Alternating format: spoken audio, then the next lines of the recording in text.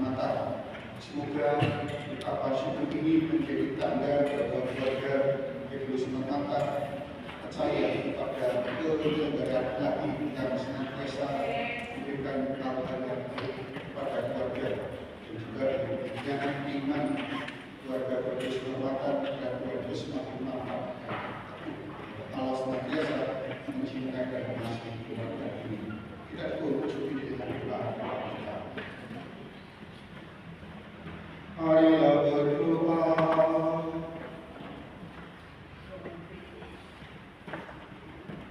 Allah Bapa kami di surga, melalui kebangkitan Putra-Mu, Engkau selalu hadir dan menyertai kami.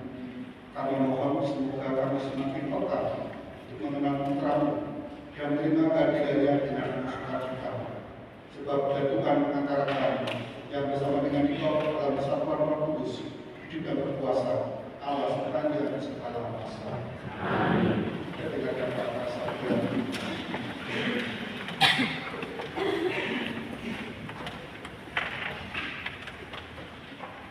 Bacaan dari Kisah Para Rasul. Setelah ditangkap oleh pengawal Bait Allah, para rasul dihadapkan ke mahkamah agama Yahudi. Imam Agung menegur mereka. Dengan keras kami melarang kamu mengajar dalam nama Yesus. Namun ternyata kamu telah memenuhi Yerusalem dengan ajaranmu, dan kamu hendak menanggungkan darah orang itu kepada kami. Tetapi Petrus dan rasul-rasul itu menjawab, kita harus lebih taat kepada Allah daripada kepada manusia. Allah nenek moyang kita telah membangkitkan Yesus yang kamu gantungkan pada kayu salib dan kamu bunuh.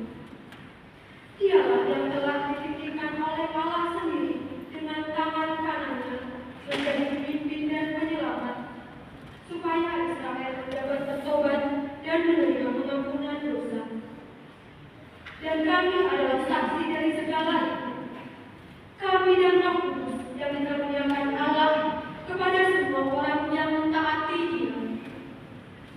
Mereka lalu menyesah para rasul dan melarang mereka mengajar dalam nama Yesus. Sesudah itu, mereka dilepaskan.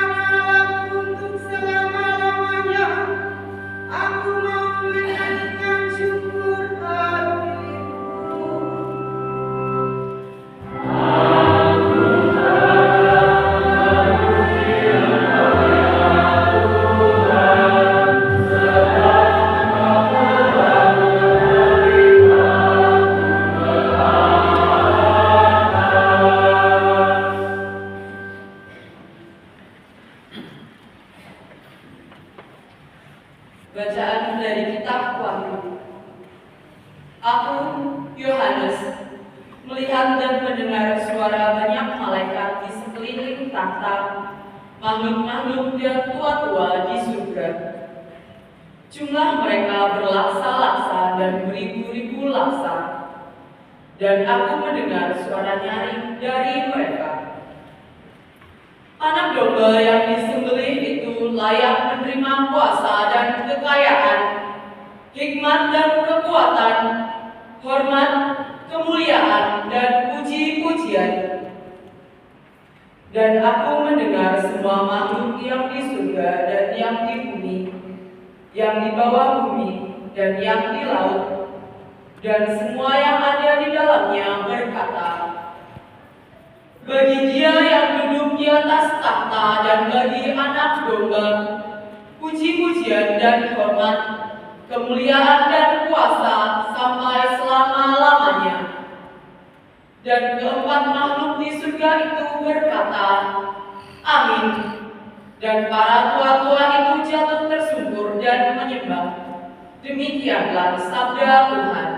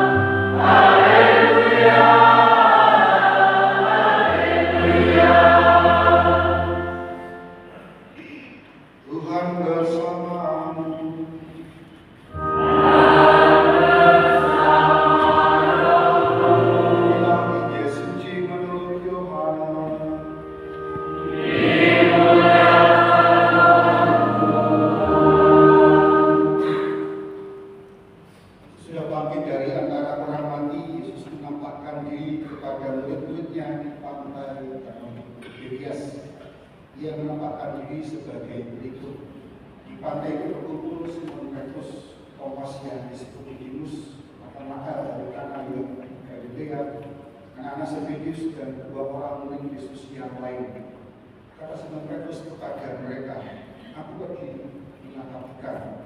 Kata mereka kepadanya, kami pergi juga dengan engkau. Mereka berangkat lalu naik perahu. Tapi malam itu mereka tidak menangkap apa-apa. Ketika hari mulai siang, Yesus berdiri di pantai. Akan tetapi murid-murid itu tidak tahu bahwa itu adalah Yesus. Kata Yesus kepada mereka, hai anak-anak, adakah kamu mempunyai lauk pauk? Jawab mereka, tidak ada. Maka kata Yesus kepada mereka, tebarkanlah jalamu di sebelah kanan perahu, maka akan kamu peroleh. Mereka menebarkannya. Mereka tidak dapat menarik lagi karena banyaknya ikan. Maka murid yang dikasihi Yesus berkata kepada Petrus, itu Tuhan. Ketika Petrus mendengar bahwa itu adalah Tuhan, maka ia mengenakan pakaiannya, sebab dia tidak berpakaian, terjun ke dalam danau. Murid-murid yang lain datang dengan perahu, mereka tidak jauh dari darat, hanya kira-kira 200 asal saja, dan mereka menjalan jalan dan ikan itu. Ketika tiba di darat, mereka melihat api arang dan di atasnya ada ikan serta roti. Kata Yesus kepada mereka, bawalah beberapa ikan yang baru kamu tangkap itu. Simon Petrus naik ke perahu dan menjelajah di darat. Ikan-ikan besar, 153 ekor banyaknya. Dan seluruh sebanyak itu ikan yang berjalan tidak goyah. Kata Yesus kepada mereka, marilah dan sarapanlah. Tidak ada di antara murid-murid itu yang berani bertanya kepadanya, siapa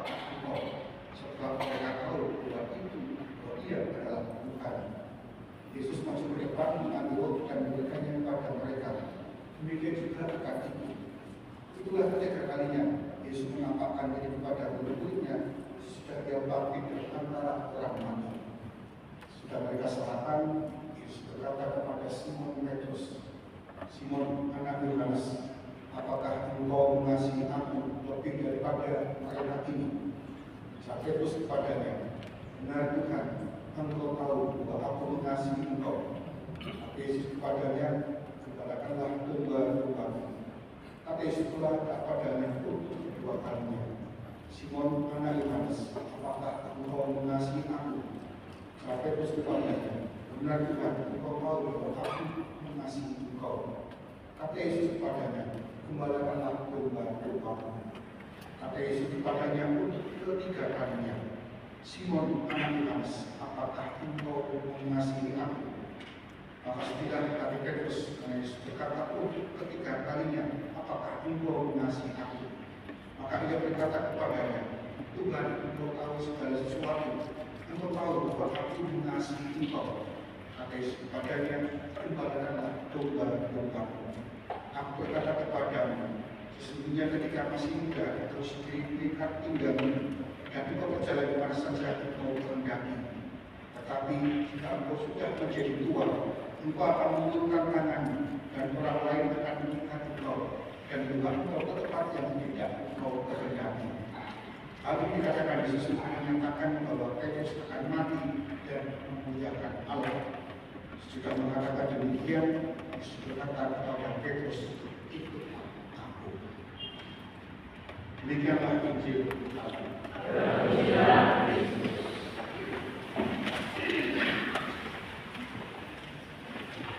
Kita harus taat kepada Allah daripada manusia. Kita harus taat kepada Allah daripada kepada manusia. Yang rutin mengikuti misa harian sepanjang 2 minggu ini, Paskah dan setelah satu minggu Paskah juga pasti seringkali mendengarkan ayat ini. Kita harus lebih taat kepada Allah daripada kepada manusia. Ayat ini mau menyatakan keteguhan iman dari Petrus dan para rasul lainnya. Memang setelah kebangkitan Kristus, para rasul ini menjadi semakin yakin dan percaya bahwa Kristus adalah pemimpin dan penyelamat yang kepadanya para rasul, para murid harus taat. Keyakinan akan ketaatan kepada Tuhan Yesus ini bukan muncul begitu saja, tetapi bertolak dari pengalaman mereka, di mana mereka melihat, mendengar dan mengalami bahwa semua yang dikatakan oleh Yesus sebelum dia wafat terpenuhi. Kita tentu ingat bahwa Yesus pernah berdoa tentang dirinya sendiri, bahwa dia akan menderita, dia akan wafat dan bangkit pada hari yang ketiga. Dan itu dikatakan Yesus setidaknya sampai 3 kali. Meskipun sudah dikatakan 3 kali Yesus kepada para murid, tetapi para murid kalau dalam Lukas, dalam Kejadian 2 orang Emmaus mengatakan 2 murid itu jodoh. Atau dalam Injil Yohanes, Yesus mengatakan kepada Maria Magdalena dikatakan para murid belum memahami isi kitab suci. Tetapi dengan peristiwa penampakan Yesus dan bangkit itu kepada para murid tidak bodoh, dan para murid juga dikatakan mulai mengerti isi kitab suci. Dari sini para rasul mengalami semacam proses pertumbuhan iman saat mereka mengalami kehadiran Kristus secara penuh dalam hidup mereka. Mereka tidaklah bodoh, mereka ini mengerti dan memahami isi kitab suci. Poin penting penting di sini adalah sebagai profesi kita bersama, maka kita ingin semakin yakin dan percaya kepada Yesus yang bangkit. Nah, jangan kita menjadi orang bodoh. Mari kita memahami isi kitab suci. Cara ini tidak muncul kita. Silakan membaca isi kitab suci tanpa kita harus berpikir keras untuk memaknai. Baca saja. Ayatnya kita seperti membaca, mohon maaf agak repetitif, membaca kisah novel atau cerita. Baca saja. Dan percaya Roh Kudus dan katakanlah akan kemudian menuntun Anda untuk memahami isi kitab suci. Dan pada hari ini saya ingin mengajak dengan semua untuk merenungkan apa yang terjadi pada diri Petrus. Petrus kita kenal sebagai pemimpin para rasul atau dalam hadis gereja, kemudian dia dikenal juga disebut sebagai Paus pertama. Dan dari sifat dan karakter Petrus ini dalam banyak kesempatan Petrus ini selalu tampil sebagai orang yang pertama dalam berkomentar, pertama dalam beribadah. Mungkin kalau Petrus di zaman modern sekarang ini, kalau dia punya akun TikTok, punya akun Facebook, punya akun Instagram, kita ada orang memposting sesuatu, mungkin dia orang yang pertama kali memberikan komentar, pertama kali yang memberikan like atau dislike, mungkin saja kalau Petrus di dalam media sosial yang sekarang ini. Yang saya katakan bahwa Petrus adalah pribadi yang sangat proaktif. Selalu yang pertama bertindak dan berkomentar, dan seringkali tindakan komentar itu tanpa dia berpikir terlalu jauh.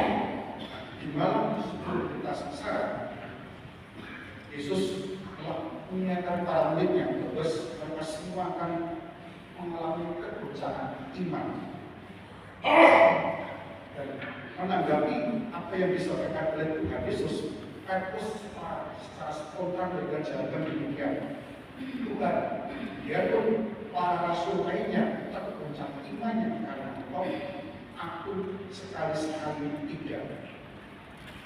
Tanggapan Petrus atas kata-kata Yesus terkesan Petrus adalah pribadi yang jumawa, pribadi yang sombong, yang menganggap diri lebih kuat imannya daripada para rasul lainnya, dan juga dia menganggap bahwa dia lebih mengenal dirinya sendiri daripada Tuhan Yesus mengenal diri Petrus. Lalu ketika nubuat Yesus terpenuhi, Yesus atas diri Petrus bahwa Petrus akan mengenal Yesus sampai 3 kali sebelum air berkokok, dan nubuat terpenuhi. Akhirnya Petrus mengakui dan menyadari kelemahan dan kerapuhannya. Dia menangis saat Yesus sedang disiksa dan dihina. Dan mungkin dalam hati pada saat itu Petrus berjanji kepada Tuhan Yesus, juga kepada dirinya sendiri, bahwa dia akan bersikap lebih berdamai di kemudian hari dan tidak akan mudah cepat berkomentar atau tidak tetapi berpikir terlebih dahulu. Kesempatan bagi Petrus untuk memperbaiki kesalahannya pun akhirnya tiba saat Yesus menapakkan diri ketiga kalinya setelah kebangkitannya di pantai dan Tiberias. Baca Injil hari ini. Saat itu Petrus bersama 6 para rasul lainnya sedang berusaha menanamkan mereka mencoba kembali kepada kulinasi hidup dari mereka sebagai seorang pelayan. Walaupun sebagai seorang pelayan, kondisinya mereka aktif dalam mencari spot-spot ikan dan kemudian menjalankan. Tetapi entah bagaimana pada malam hari ini mereka tidak memperoleh apa-apa. Dan Yesus hadir, Yesus yang dengan tubuhnya yang baru, Yesus yang sudah pernah datang menemui mereka, tetapi mereka tidak mengenal. Yesus bertanya, apakah mereka mempunyai laut? Artinya, apakah mereka sudah dapat ikan? Dan mereka menjawab, tidak. Lalu Yesus menyuruh mereka menempatkan jala di sisi kanan perahu, dan secara ajaib, mereka lantas memperoleh banyak ikan. Sontak Yesus mengenali, sontak Yohanes, murid yang dikasih Yesus mengenali siapakah yang telah berkata-kata kepada mereka. Yohanes mengenali Yesus dengan tubuhnya yang baru. Yohanes mengatakan, itu Tuhan. Itu disampaikan kepada Petrus. Petrus langsung masuk ke air, menuju ke tepi untuk menemui Yesus. Bisa jadi Petrus perasaannya sangat terdahulu, sukacita karena dia berjumpa dengan gurunya. Mungkin Petrus melakukan itu karena dia ingin menebus kesalahannya. Jika Petrus pernah menyangkal Yesus sampai 3 kali saat Yesus mengalami kesalahan. Lalu terjadilah mujizat, Yesus makan bersama mereka. Dan ketika makan selesai, Yesus yang tahu betul situasi hati dari Petrus, lalu dengan rasa haru dan sukacita, Yesus bertanya kepada Petrus, Simon anak Yohanes, apakah engkau mengasihi aku lebih daripada mereka ini? Kata-kata Yesus mungkin mengingatkan Petrus yang pernah dia katakan pada saat Yesus mengingatkan bahwa para murid akan mengalami kesusahan terkait apa yang akan dialami oleh dunia. Dan Petrus mengatakan, Guru, biarpun para rasul lainnya tergoncang imannya karena engkau, aku sekali-sekali tidak. Yesus mengatakan bahwa imanku lebih hebat, lebih baik dari para rasul lainnya. Maka kalau Tuhan Yesus menanyakan hal itu kepada Petrus diingatkan, Petrus diajak untuk berefleksi atas pernyataan yang pernah dia ucapkan tadi. Simon anak Yohanes, apakah engkau mengasihi aku lebih daripada para rasul lainnya? Dan Petrus berkata, benar Tuhan, engkau tahu bahwa aku mengasihi engkau. Petrus mengatakan demikian tanpa ada tambahan frase melebihi para rasul lainnya. Petrus menyadari apa yang menjadi kelemahan dan kekurangan. Dan Yesus bertanya 2 kali dengan pernyataan yang sama. Dan Petrus pun memperoleh kesempatan menyatakan kasihnya kepada Tuhan supaya 3 kali. Seolah-olah pernyataan Petrus untuk mengobati penyangkalannya akan Yesus yang telah dilakukannya supaya 3 kali juga. Petrus akhirnya menjawab bahwa Yesus yang mengetahui segala sesuatu, tentunya mengetahui apa yang ada dalam hatinya. Bahwa dia mengasihi Yesus. Dan Tuhan Yesus menerima pernyataan kasih Petrus dan kemudian mempercayakan kepada Petrus tugas yang sangat besar, yaitu mengembalakan domba-dombanya. Yaitu semua orang yang percaya kepada Tuhan Yesus. Tuhan Yesus menerima pertobatan Petrus dan Tuhan tidak memperhitungkan kesalahan Petrus yang pernah dia lakukan dahulu. Dan Yesus yang diperhitungkan adalah kasih Petrus kepada diri. Saya kasih dalam Injil hari ini, Petrus diberikan kesempatan kedua, dan dengan rendah hati Petrus menerima kesempatan kedua itu dengan menjawab, benar Tuhan, engkau tahu bahwa aku mengasihimu. Dan itu yang bisa dikatakan oleh Petrus. Tidak ada nada kesombongan, tidak ada nada jumawa, tidak ada rasa yang lebih baik daripada para rasul yang lain. Itu merupakan kegagalan dan kelakuannya. Petrus ingin mencintai Tuhan Yesus dan upaya dan kasih. Pada dasarnya keselamatan terletak dalam pengakuan dengan penuh kerendahan hati, dengan penuh kejujuran apa kelemahan diri. Kita tahu bahwa Petrus menggunakan kesempatan kedua ini dengan sebaik-baiknya, dan kesempatan kedua itu dia gunakan untuk memuliakan gurunya, Tuhannya. Sehingga kemudian Petrus rela mati sebagai martir demi membela guru dan Tuhan. Pada salah satu upacara perkataan atau penghormatan terakhir kepada Paus Franciscus ada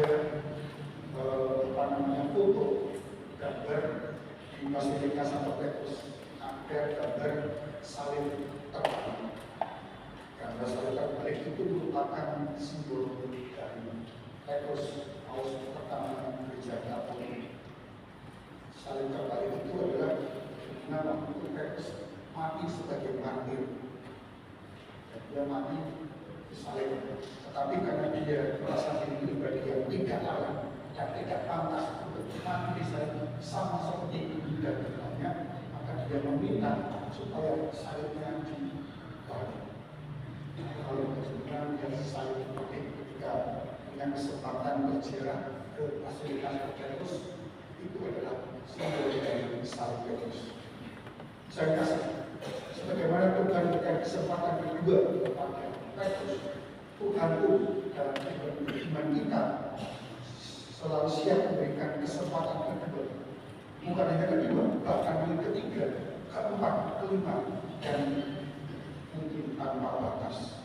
Setiap kali kita mengakui dengan dari hati semua dosa, kegagalan hidup, dan ketidaksetiaan kita, serta kemudian kita datang memohon ampun kepadanya, Tuhan selalu memberi kesempatan.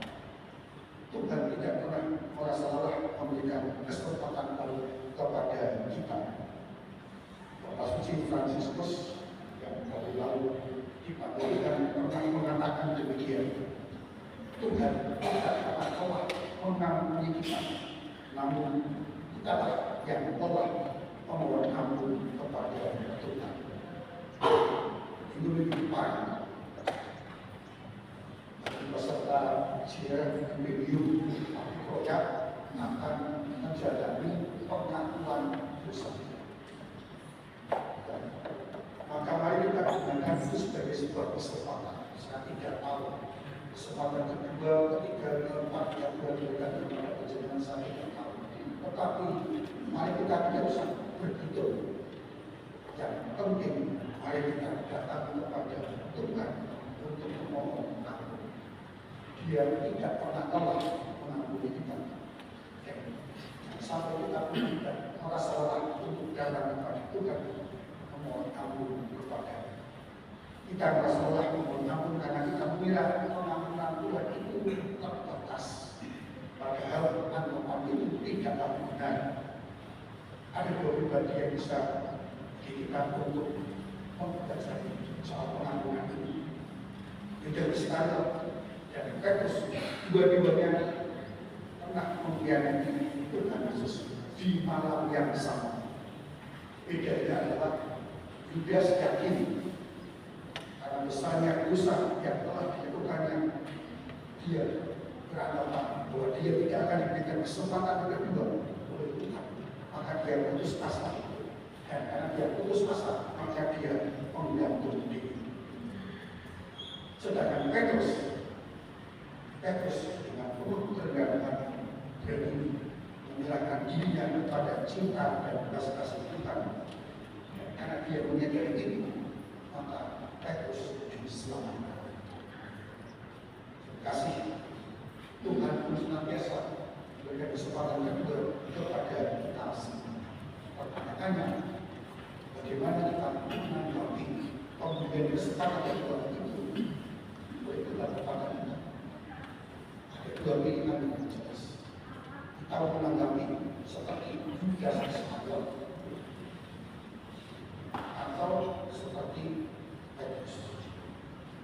Kalau wajibnya menanggapinya seperti Yudas Iskariot, jelas akhirnya seperti apa. Tetapi kalau dengan menanggapinya seperti Petrus datang dengan pemberian hati, maka panjenengan akan diselamatkan. Tuhan memberkati. Mari kita berdiri, kita berdoa iman kepercayaan kita. Amin. Selamat malam.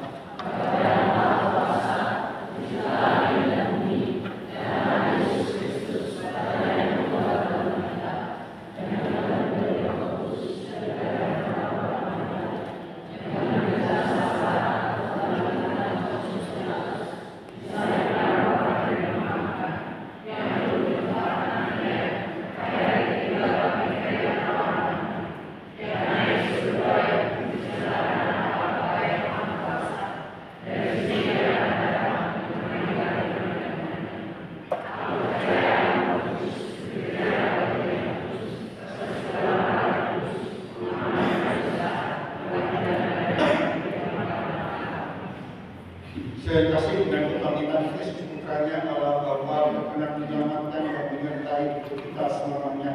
Maka mari kita panjatkan doa kita ke hadapan Allah yang Maha Kasih yang tidak akan pernah meninggalkan kita. Umat menjawab, kabulkanlah doa kami ya Tuhan. Bagi gereja kita, ya Bapa, doronglah gerejamu agar selalu memperbarui diri, sehingga kami semakin mampu membuka hati akan karya keselamatanmu yang tampak dalam diri Kristus, yang telah bangkit demi keselamatan kami. Dan bimbinglah kami selalu untuk berani terlibat dalam pembaruan masyarakat kami sesuai dengan kehendak-Mu. Kami mohon.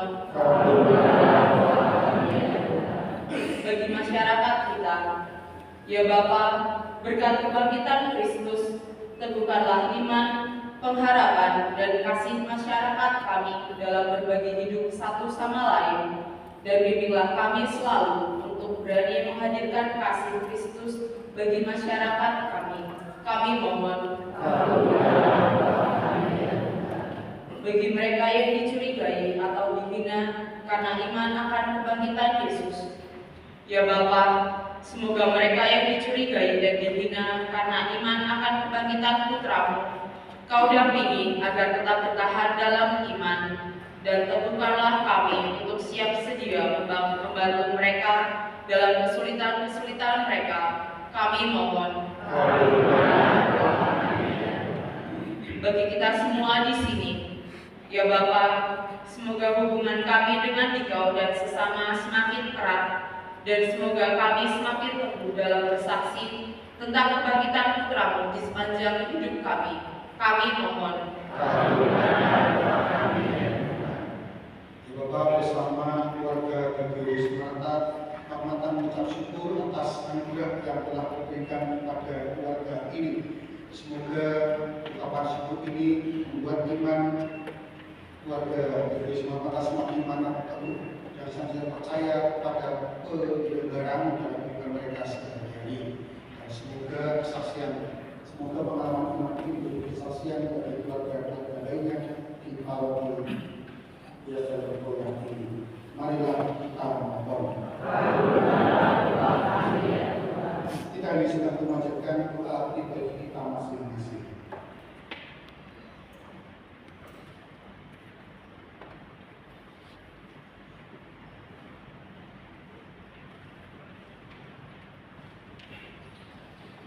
Marilah kita mohon.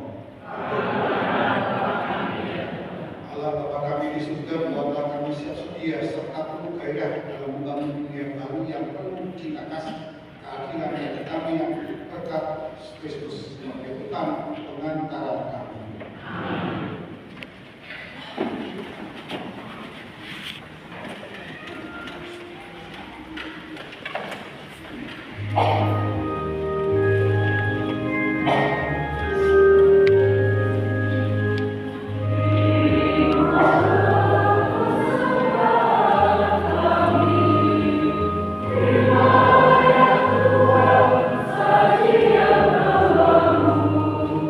Salam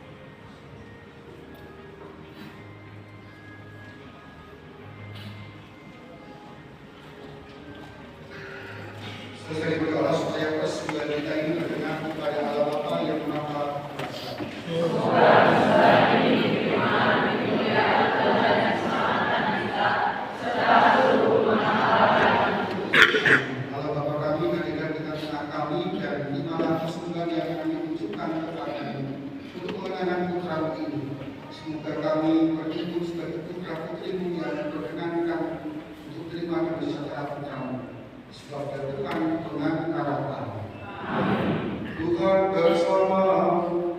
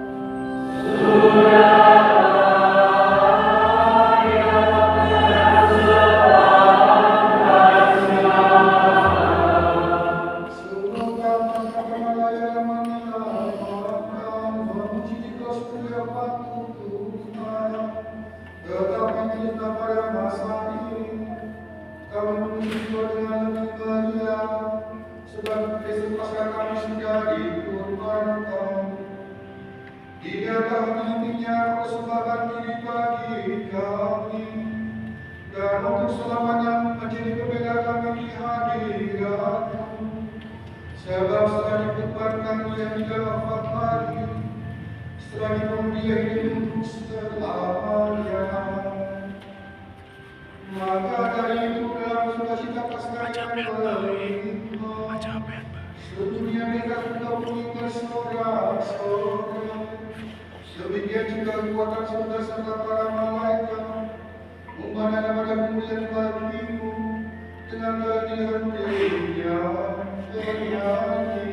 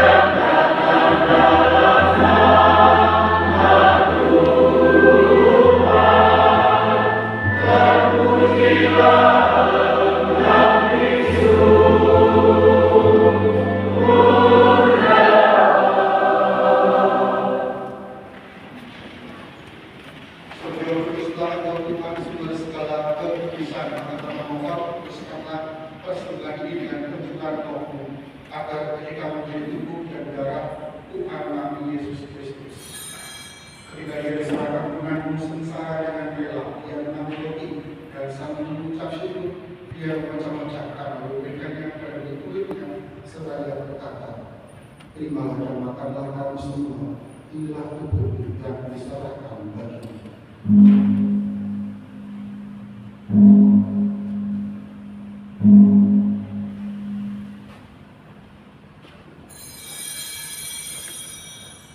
Demikian pula setelah persamuan dia mengambil dan sekali lagi dia mengucap syukur kepada-Nya. Berikannya kepada murid-muridnya seraya berkata, terimalah dan minumlah kamu semua, inilah piala darahku, darah perjanjian baru dan kekal, yang ditumpahkan bagimu dan bagi semua orang demi pengampunan dosa. Lakukanlah ini sebagai kenangan akan aku.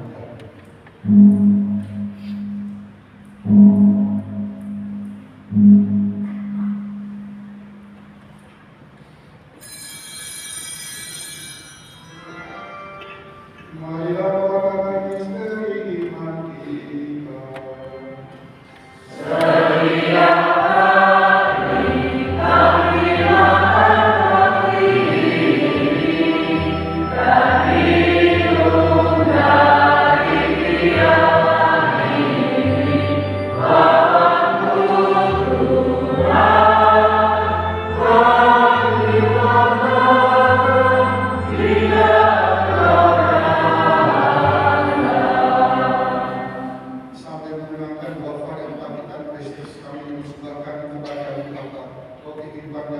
keselamatan.